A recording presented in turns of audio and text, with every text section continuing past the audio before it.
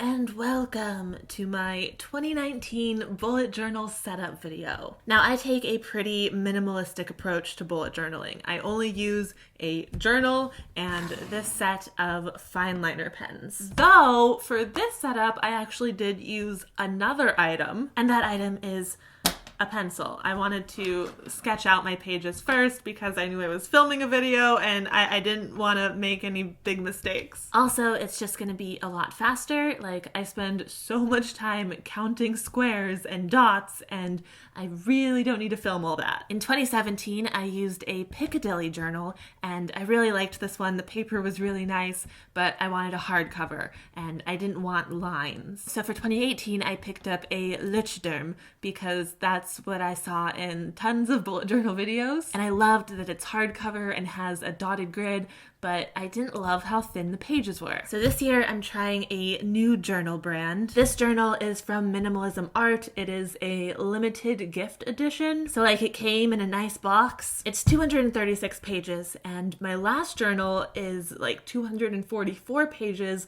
but this one is thicker because the paper is thick. On the inside there's a basic nameplate and then a 2-page index and nothing else pre-printed, which I really like because I don't really use an index or a key. I don't need a key. It's my journal. I know what I'm talking about. Oh, and real quick, if you're unfamiliar with the bullet journal system, this video is not going to teach that because my method is very modified, but I will link a couple of videos down below that you can watch, and then your recommended feed will be full of bullet journal videos and you can explore and lose a day falling down that hole like the rest of us have. Anyways, I wanted to start off with a simple 2019 splash page. I added some stars just so it was kind of pretty, but still simple. Like, this is really as artistic as I get in my journal. I love playing around with different like fonts. Are they called fonts when you're handwriting them? But this is like the extent of how much I draw in my bullet journal. Next up is the most tedious spread of my life. Oh my God.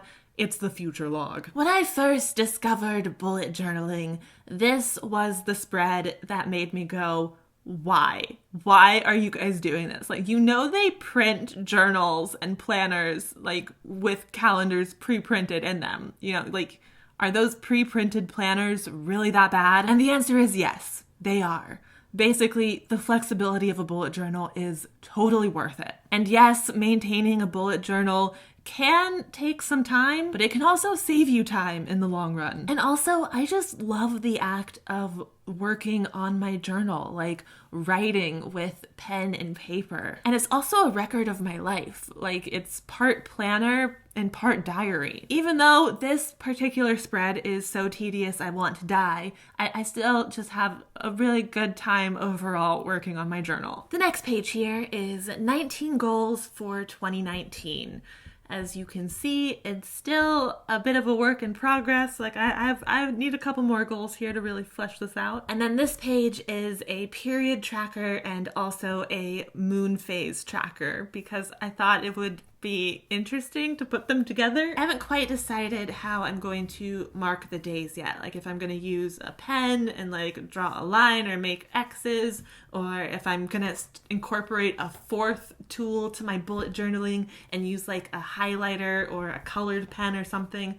I don't know yet. We'll see. Here I have my overall writing goals for the year. And these 5 goals are also on the 19 goals list. I'm gonna do a master project list and write like the top 20 writing projects that I want to be working on because I am an idea writer and I have too many ideas, and a top 20 is manageable for me. And then on this page I have some quarterly goals. It's only about half filled in right now because I'm gonna plan the middle of the year when I actually get there. Like, I know my first quarter goals because that's like what I'm doing immediately, and I know the fourth quarter goals because I want to do NaNoWriMo and I want to draft something new, and those are going to be happening during the same time. But yeah, at the end of March, I will reassess my situation and determine goals for quarter 2. Knowing me, it's probably just going to be the same goals that are currently in quarter 1, just bumped down. Actually, that's a really good disclaimer. Like, you guys should know that the goals that you're seeing are very aspirational. Like,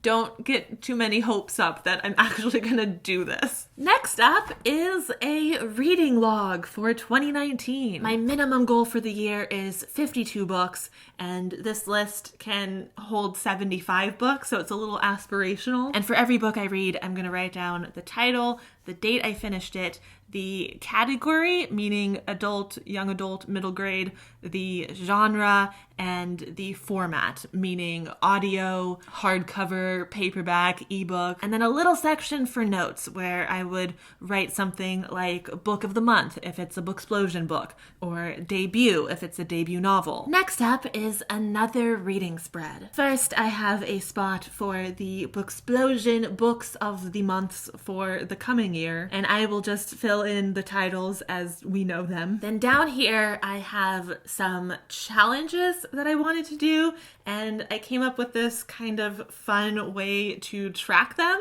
So like, I want to read 10 debut novels this year, and I want to listen to 12 audiobooks. I want to listen to all of the Harry Potter audiobooks, so I have 7 circles here for each of those. I also want to read the Prince, Winner, and Honors books of next year, but they haven't been announced yet, so that's why that section is still in pencil. I'm guessing it'll be like 5 or 6 books, but I'm not gonna ink a guess. That's anarchy. Then I have here a top of the TBR list and a most anticipated list. Top of the TBR is essentially my TBR for the first few months of the year, and then most anticipated is a list of 2019 releases that I am most excited for. These lists are currently empty because I still need to compile them, but I will be making a most anticipated video and a top of the TBR video in January, so you will get to know these eventually. Next up is a YouTube spread. This is mostly a place to list video ideas. I have them divided into writing videos, bookish videos, and other videos. And I also have a section for my YouTube goals, which I want to emphasize again is largely aspirational, like post 100 videos. I'll pause while you finish laughing. Anyways, this box is 11 by 9, so there are 99 squares I'm gonna fill in for each video I post. And for my 100th video of the year, I fill in that circle. Will we end up in the timeline where that actually happens? Probably not. Like, I set goals like this almost every year, and I rarely meet that. Next up is a spread for Korean. So I have my Duolingo goals for the year. Basically, I'm on like a 260-day streak on Duolingo, and I just want to maintain that. And then I want to make my way through the Talk to Me in Korean grammar lessons. And then Song Study is just where I learn the lyrics to a K-pop song, and I want to do that at least once a month. You know, it's good to practice my speaking and writing, and it's not great for grammar, but it's fun and I like it. Then I'm going to get together a list of Korean dramas I need to watch because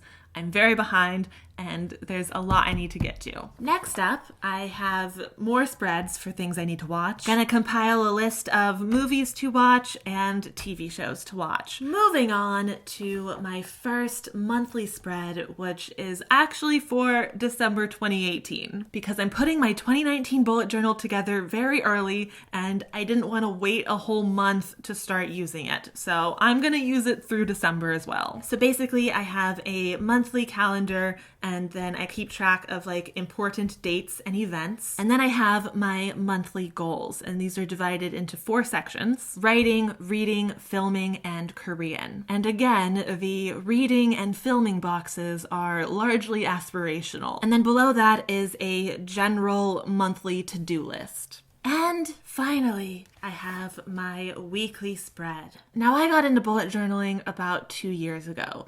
So for the last 2 years, I have been experimenting with weekly spreads and trying to find like the perfect one for me. And I've discovered that I need separate weekly plans for each writing, reading, and filming.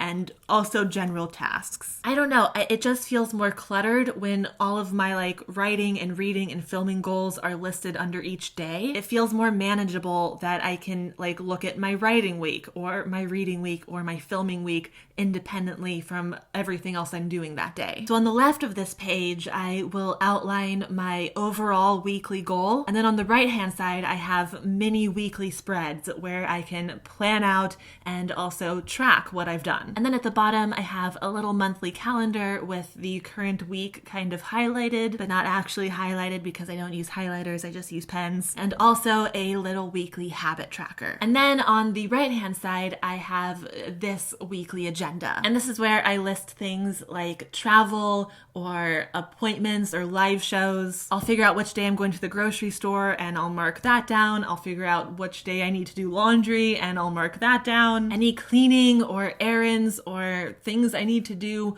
will be listed here. You know, I might take a look at my monthly goals and say, oh, car registration, I should do that this week, and choose a day to put it there. But my car registration isn't due until January, so I'm probably not going to do it this week. But I am traveling this week, so I will be putting that information here. And yeah, I don't put any writing, reading, or filming goals on this page. I save that all for this page. Like reading, for example, Queen of Air and Darkness comes out on Tuesday, so I'm going to be reading that on Tuesday and Wednesday, and maybe Thursday as well. I'm going to try to finish before then. Filming. I'm filming a Queen of Air and Darkness vlog, so I'm going to be filming on Tuesday and Wednesday as I'm reading. Actually, I'm going to fill that in. I'm traveling Saturday and Sunday, so like I need to get it up before I go. So yeah, this is what it starts to look like filled in a little bit. But yeah, that is my weekly spread, and that is gonna do it for this video today. If you enjoyed this video, you can give me a thumbs up or let me know in the comments if you want to see more videos like this. I know it's not as artistic and beautiful as some of the other bullet journals I've seen here on YouTube, but I really like it. Like, I am very happy with how my bullet journal has turned out so far. I did extensively outline my bullet journal before I did this, so that's why I had an easy time and I didn't make any big mistakes. And I feel really good about my decision to start using it in December and not making myself wait until January. Anyways, that is it, so thank you so much for watching. I hope you enjoyed this. I hope you have a wonderful night, and I will have another video up soon, so I will see you then. Bye!